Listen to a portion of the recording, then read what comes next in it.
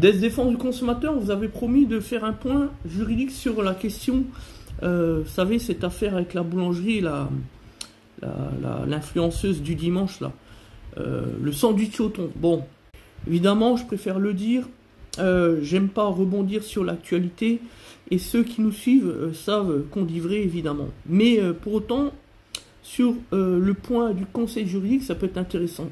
Le premier problème dans cette affaire, c'est qu'évidemment, eh oui, tous les TikTokers, tous les YouTubers et vas-y, et tout le monde réplique pour essayer d'aider, on le voit bien au travers leurs propos, leurs documents vidéo, la boulangère.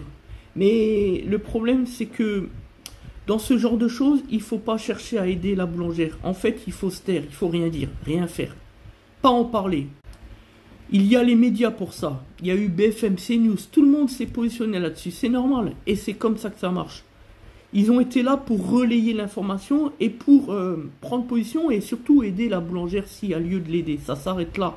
Alors j'ai bien compris, c'est compliqué pour les influenceurs de ne pas ouvrir leur gueule.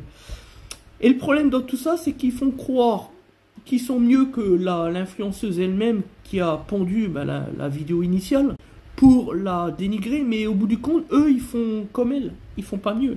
Parce que s'ils font des documents, c'est pas pour défendre l'un comme l'autre, des protagonistes, mais c'est pour faire encore une fois du profit sur le dos de la boulangère et de l'influenceuse, c'est encore même pire.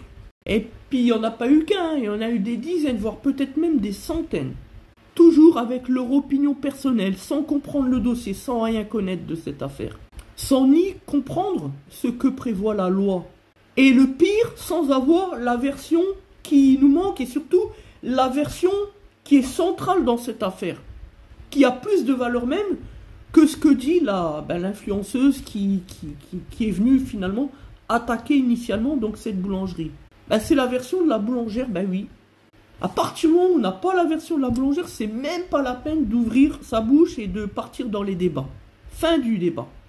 Et voilà qu'aujourd'hui, cette même influenceuse vient de provoquer évidemment, à l'évidence, des excuses qui sont fausses. Elle est fausse, cette dame. Mais d'une force, et les gens n'y voient que du feu.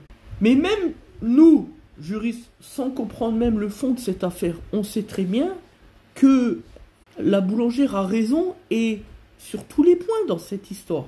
Parce qu'on ne peut pas réclamer le remplacement d'un sandwich, le remboursement, ou même ramener le sandwich plusieurs heures et surtout après être sorti de la boulangerie pour des questions de sécurité sanitaire. Ce qui démontre que ce scandale c'est du buzz comme tout.